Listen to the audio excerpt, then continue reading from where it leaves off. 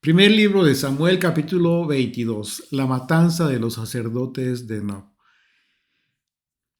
En este capítulo vamos a ver dos aspectos importantísimos.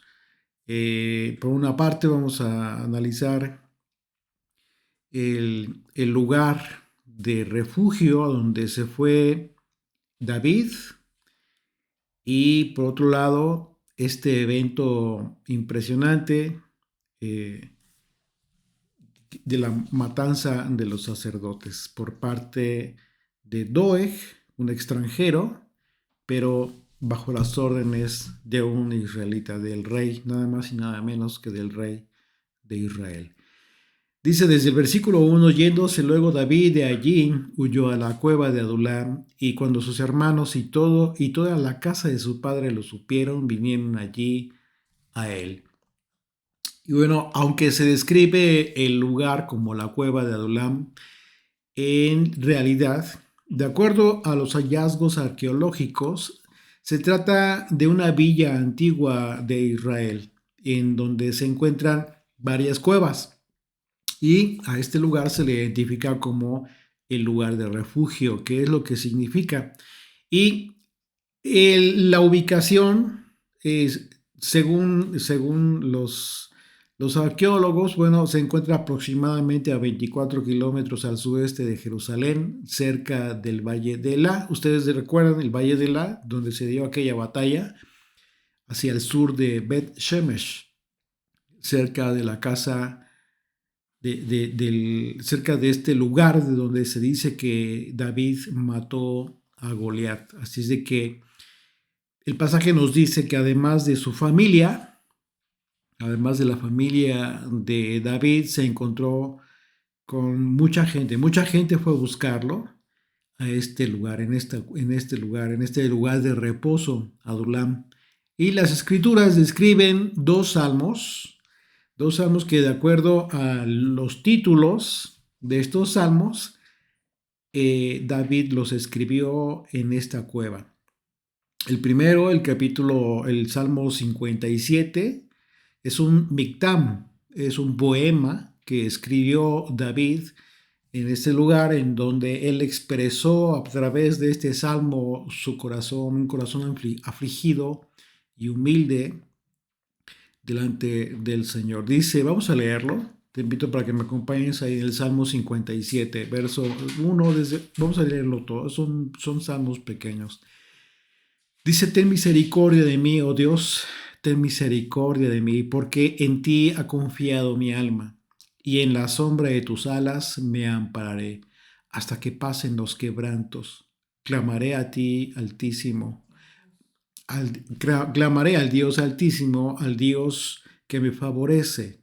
Él enviará desde los cielos y me salvará de la infamia del que me acosa. Dios enviará su misericordia y su verdad. Mi vida está entre leones. Estoy echado entre hijos de hombres que vomitan llamas.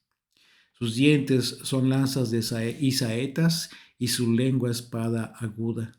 Exaltado sea sobre los cielos, oh Dios. Sobre toda la tierra sea tu gloria. Red han armado a mis pasos, se ha abatido mi alma. Hoyo han cavado delante de mí. En medio de él han caído ellos mismos. Pronto está mi corazón, oh Dios, mi corazón está dispuesto. Cantaré y trovaré salmos.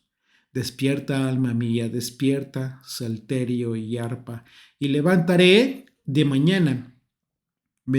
Te alabaré entre los pueblos, oh Señor, cantaré a ti entre las naciones, porque grande es hasta los cielos tu misericordia y hasta las nubes tu verdad. Exaltado sea sobre los cielos, oh Dios, sobre la tierra, sobre toda la tierra sea tu gloria. Y el Salmo 142 también esta es una oración que escribió David estando en esta cueva, en la cueva de Adulam, cuando se encontraba con todas estas personas que con él estuvieron.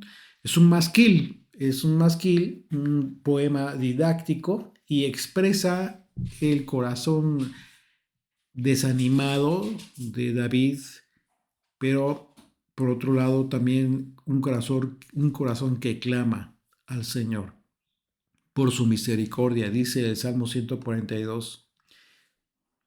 Con mi voz clamaré al Señor, con mi voz pediré al Señor misericordia. Delante de Él expondré mi queja, delante de Él manifestaré mi angustia. Cuando mi espíritu se angustiaba dentro de mí, tú conociste mi senda. En el camino en que andaba me escondieron lazo. Mira a mi diestra y observa, pues no hay quien me quiera conocer. No tengo refugio, ni hay quien cuide de mi vida. Clamé a ti, oh Señor. Dije, tú eres mi esperanza y mi porción en la tierra de los vivientes. Escucha mi clamor, porque estoy muy afligido. Libérame de los que me persiguen, porque son más fuertes que yo. Saca mi alma de la cárcel para que alabe tu nombre. Me rodearán los justos, porque tú me serás propicio. Si nos damos cuenta, está expresando David su corazón al Señor. Y es justo lo que nosotros hacemos cuando nos encontramos en aflicción. Hablamos con el Señor, hablamos lo que, lo que nosotros tenemos en nuestro corazón. Y esto es muy importante que lo aprendamos. Lo que analizamos, lo que estudiamos en las Escrituras, nos debe servir justo para aprender cómo edificamos nuestra fe. Si nosotros nos damos cuenta, lo que debemos de aprender es justo lo que hizo David. Todos y cada uno de nosotros en algún momento de nuestra vida hemos pasado por aflicción o estamos pasando por aflicción. Y lo que quiere oír Dios de nosotros es esto precisamente, nuestro corazón. Él no quiere que tú le hables rezos aprendidos de memoria, porque son palabras de otros que escribieron y nosotros podemos leer, por ejemplo, lo que escribió David y a nosotros nos inspira, pero nos debe inspirar la sinceridad con la que David escribió, con la que se dirigió al Señor. Y nosotros cuando oramos al Señor, cuando clamamos a Dios, tenemos que hacerlo con un corazón vivo, con un corazón que le hable a Dios, porque lo que quiere escuchar Dios es lo que no hay en nuestro corazón. Si queremos exponerle quejas, también, por supuesto, como lo está haciendo David, como lo leímos. Si queremos agradecerle con todo el corazón, pero con nuestras propias palabras. Una de las prácticas que con las que yo no estoy de acuerdo es precisamente lo que hace la religión católica, lo que hace la religión judía, en donde se aprenden rezos muy bonitos, pero son aprendidos de memoria, que a final de cuentas se vuelven una repetición y que con el paso del tiempo pues ya llegan a ser sin sentido para la propia persona que los expresa, y esto no es lo que quiere escuchar Dios, te lo aseguro. Hay la corriente, esta mística del judaísmo que les enseña a las personas que supuestamente diciendo tal salmo se liberan determinadas cosas, se sanan ciertas cosas. Eso es una mentira. Eso es una mentira, eso es misticismo, eso no es lo que aprendemos de las Escrituras. Dice el verso 2. Continuamos, regresamos ahí a 1 Samuel 22. Dice, y se juntaron con él todos los afligidos y todo el que estaba endeudado y todos los que se hallaban en amargura de espíritu. Y fue hecho jefe de ellos y tuvo consigo como a 400 hombres. Cuando David ascendió al trono, muchos querían estar a su lado. Tiempos después, años después, él ascendió al trono y muchos querían estar a su lado. Y muchos prominentes pudieron permanecer a su lado por muchas razones, políticas incluso. algunos de ellos por conveniencia, sabiendo que obtendrían beneficios. Sin embargo, este pasaje nos habla de, en este momento de la vida de David, en este momento de aflicción, quienes, quienes quisieron estar con él y que y que se identificaban con ciertas características. Fueron los afligidos, los quebrantados, los insatisfechos, los que tenían amargura de espíritu. Y es muy interesante que estas características nos identifican a muchos que en un tiempo de nuestra vida así nos sentíamos, nos sentimos así, nos encontrábamos en amargura de espíritu. Estuvimos quebrantados, estuvimos tristes porque nuestras vidas no iban según los planes, nuestros propios planes. Entendimos que los caminos que habíamos escogido pues no fueron los caminos correctos. Y esto nos trajo tristeza y muchas veces amargura de espíritu. Y entonces fue cuando alguien nos habló de Jesucristo.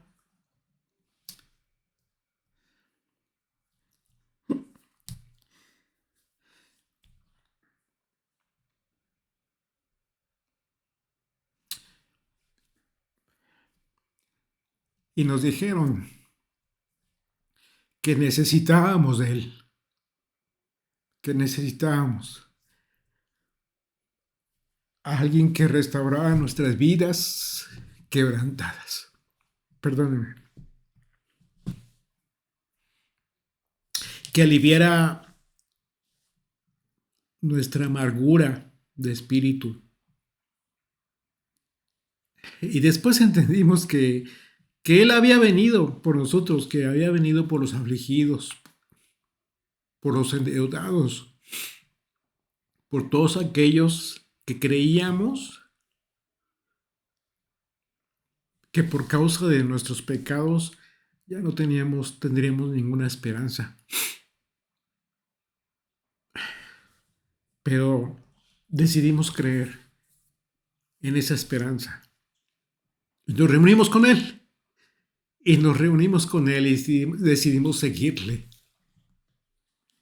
Y lo hicimos nuestro líder. Así como lo hicieron con David. Todos estos 400 lo hicimos el dueño de nuestra vida. Y prometimos seguirle.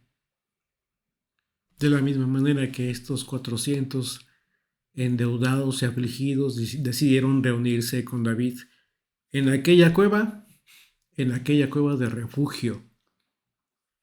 Porque para nosotros el Hijo de David es nuestro refugio y nuestro Salvador. Y cuando estaba meditando en esto, recordé cómo es que cuando vino el Señor, en los Salmos se nos habla de quiénes estaban con Él y cómo fue juzgado el Señor. Mateo 9, a partir del verso 9, dice: pasando Yeshua allí, vio a un hombre llamado Mateo que estaba sentado en el banco de los tributos públicos y le dijo: sígueme. Y se levantó y le siguió. Y aconteció que estando él sentado a la mesa en la casa, he aquí que muchos publicanos y pecadores que habían venido se sentaron juntamente a la mesa con Yeshua y sus discípulos. Cuando vieron esto, los fariseos dijeron a los discípulos: ¿por qué come vuestro maestro con los publicanos y pecadores? ¿No te identificas? Yo sí. Verso 12. Al oír esto, Yeshua les dijo: los sanos no tienen necesidad de médico, sino los enfermos. Id pues y aprended lo que significa misericordia quiero y no sacrificio, porque no he venido a llamar a justos, sino a pecadores al arrepentimiento. Y es así como nosotros le conocimos, nos reunimos con Él, quisimos escucharle y lo hicimos a través de quien nos habló. de él y procedimos al arrepentimiento. Y aquí estamos,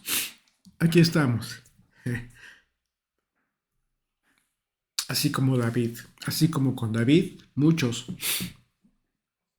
estuvieron. Y dice el verso 3, regresamos allá a 1 Samuel 22, dice, y se fue David de allí a Mizpa de Moab y dijo al rey de Moab, yo te ruego que mi padre y mi madre estén con vosotros hasta que sepa lo que Dios hará de mí. Los trajo pues a la presencia del rey de Moab y habitaron con él todo el tiempo que David estuvo en el lugar fuerte. Recordemos que Ruth, la bisabuela de David, fue moabita. Así es de que, de alguna manera, podríamos conectar este pasaje con esta relación de parentesco, de alguna manera, con Ruth, la bisabuela,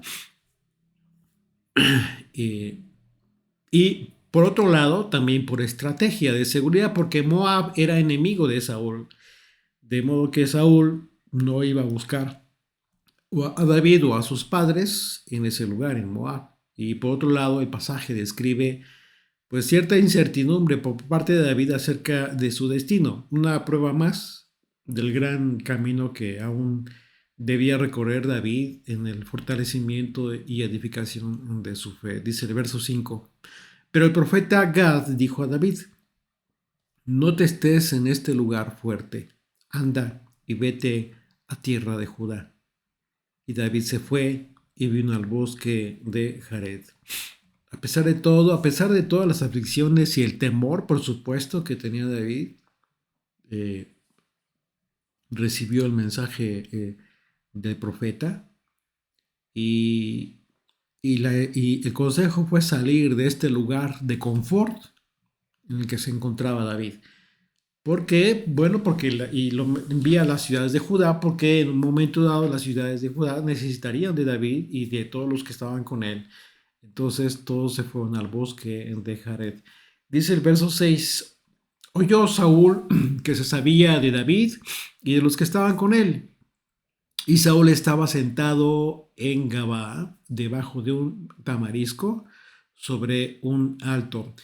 Si ustedes recuerdan, como que ya es la segunda ocasión en que se pone una escena en donde Saúl está así, ocioso, pensando, cavileando, tramando, y tenía su lanza en su mano.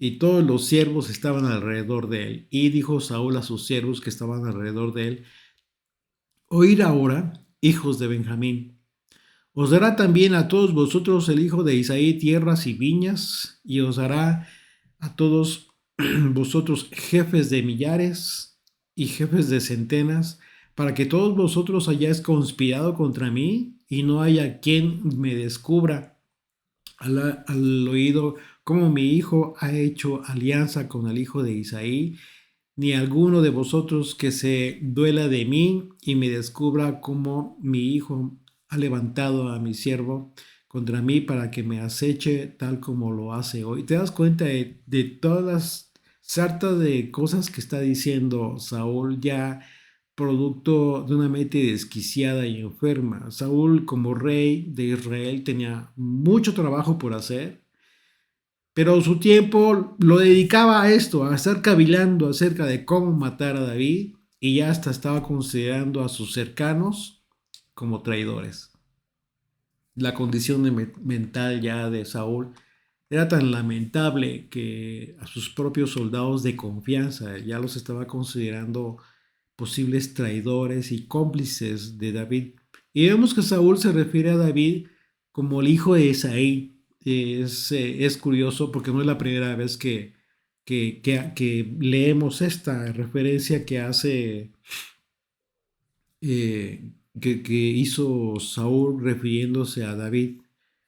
No se refiere como aquel que derrotó a 200 filisteos, ni como aquel que mató al gigante Goliat, sino que se refiere a David en su calidad de un humilde pastor, de una familia humilde.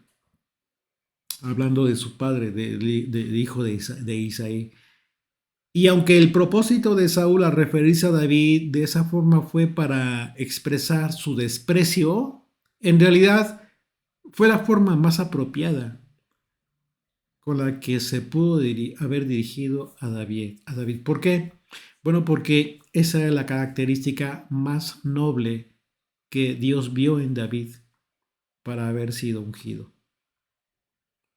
Si lo ves desde ese punto de vista, a pesar de que su intención era una, realmente fue lo mejor dirigirse a David de esa manera.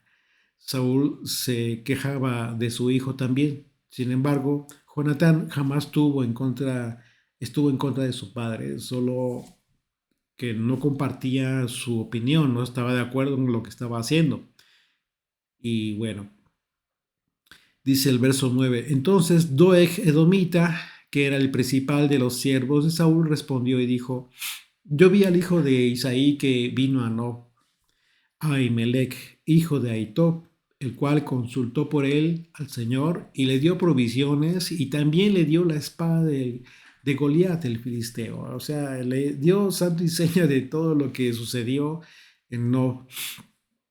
Y en el capítulo anterior analizamos la forma en que David solicitó el apoyo del sacerdote Ahimelech. Y como vemos, Doeg le informó a Saúl de este apoyo que le dio el sacerdote a David, pero con toda la intención de quedar bien con Saúl, por un lado, pero por otro lado, implicando como traidor al sacerdote, a Ahimelech, quien en un momento dado, pues él desconocía que David era prófugo cuando le brindó ayuda. Sin embargo, la forma en cómo lo expone Doeg lo hace ver como si el sacerdote supiera que estaba huyendo David, y eso fue mentira. La visita de David a Nob y esta acusación injuriosa de Doeg iba a traer una lamentable consecuencia. ¿Por qué? Porque traería la muerte de los sacerdotes, una terrible acción por parte de Doeg, pero a cargo de la orden, cumpliendo la orden de Saúl.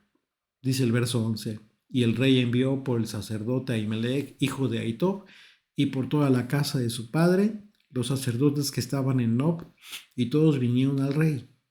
Y Saúl le dijo: Oye ahora, hijo de Ahitob. Y él dijo: Heme aquí, señor mío.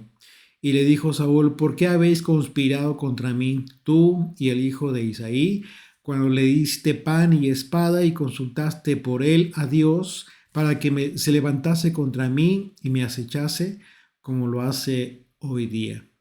Entonces Ahimelech respondió al rey y dijo: ¿Y quién entre todos tus siervos es tan fiel como David, yerno también del rey, que sirve a tus órdenes y es ilustre en tu casa? ¿Se dan cuenta cómo en su respuesta Ahimelech no se estaba dando cuenta de lo que realmente estaba pasando? Él estaba diciéndole lo que él sabía, hasta donde él sabía.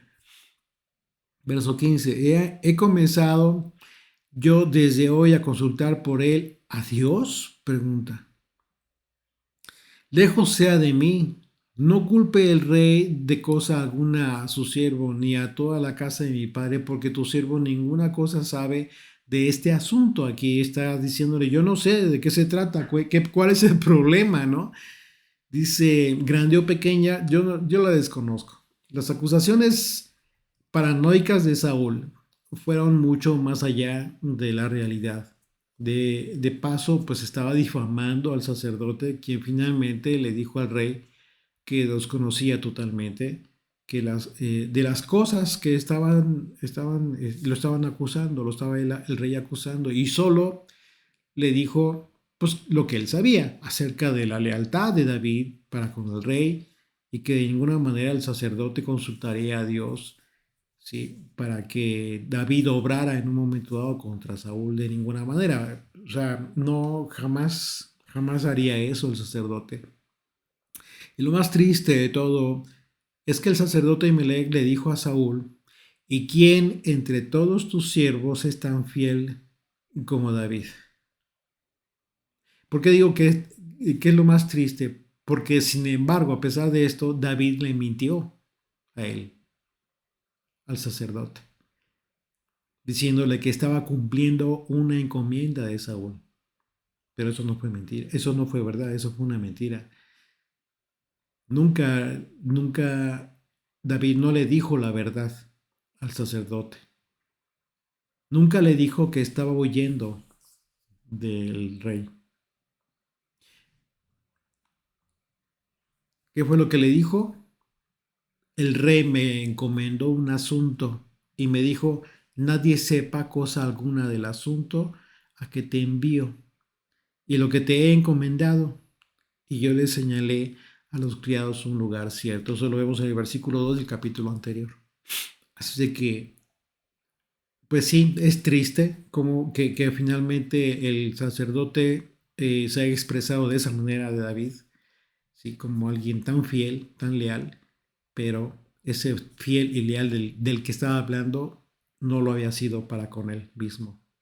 David mintió para recibir un beneficio de los hombres de Dios, pero Ahimelech y todos los hombres de Dios iban a morir por causa de esa mentira.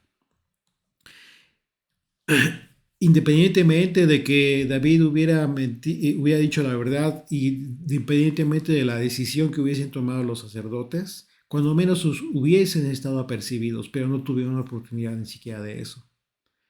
Entonces, la mentira fue muy lamentable. Verso 16. Y el rey dijo, sin duda morirás, Ahimelech, tú y toda la casa de tu padre. Entonces dijo el rey a la gente de su guardia que estaba alrededor de él, volveos y matad a los sacerdotes del Señor, porque también la mano de ellos está con David, pues sabiendo ellos que huía, no me lo descubrieron. Pero los siervos del rey no quisieron extender sus manos para matar a los sacerdotes del Señor. Entonces dijo el rey a Doeg, vuelve tú y arremete contra los sacerdotes. Y se volvió Doeg el edomita y acometió a los sacerdotes y mató en aquel día 85 varones que vestían efod de lino. Y a Nob, ciudad de los sacerdotes, hirió a filo de espada, así a hombres como a mujeres, niños, hasta los de pecho, bueyes, asnos y ovejas, todo lo hirió a filo de espada. Terrible.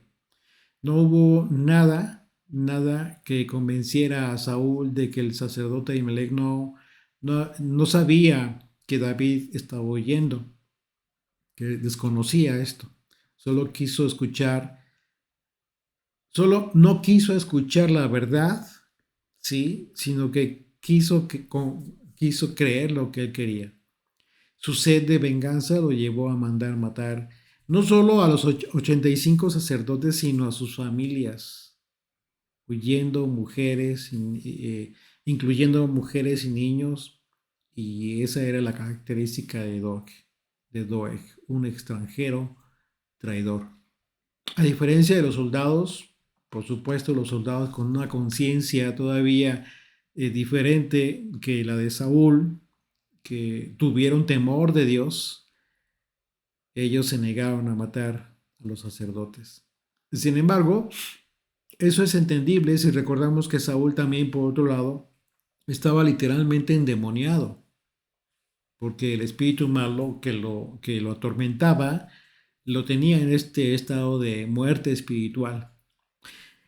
Y dice el verso 20, pero uno de los hijos de Ahimelech, hijo de Ahitob, que se llamaba Abiatar, escapó y huyó tras David. Abiatar dio aviso a David de cómo Saúl había dado muerte a los sacerdotes del Señor, y dijo David a Abiatar, yo sabía que estando allí aquel día Doeg el edomita, él lo había de hacer saber a Saúl. Yo he ocasionado la muerte de todas las personas de la casa de tu padre. Quédate conmigo, no temas. Quien buscare mi vida, buscará también la tuya, pues conmigo estarás a salvo. Bueno, David finalmente escribió también otro salmo, en donde a través de este salmo él expresa su indignación por la maldad de Doeg, David entendió que su presencia en Nob fue determinante para la muerte de los sacerdotes y sus familias. Tanto que, tanto por el delirio de Saúl, ánimo voraz por matar a David, como por la mentira del propio David y por no haberle informado la verdad de su presencia en Nob, al sacerdote.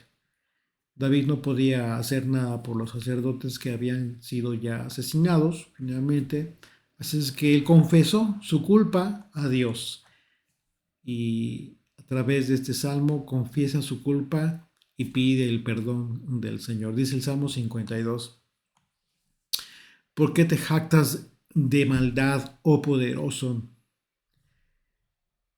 La misericordia de Dios es continua. Agravios maquina tu lengua, como navaja afilada hace engaño. Amaste el mal más que el bien, la mentira más que la verdad.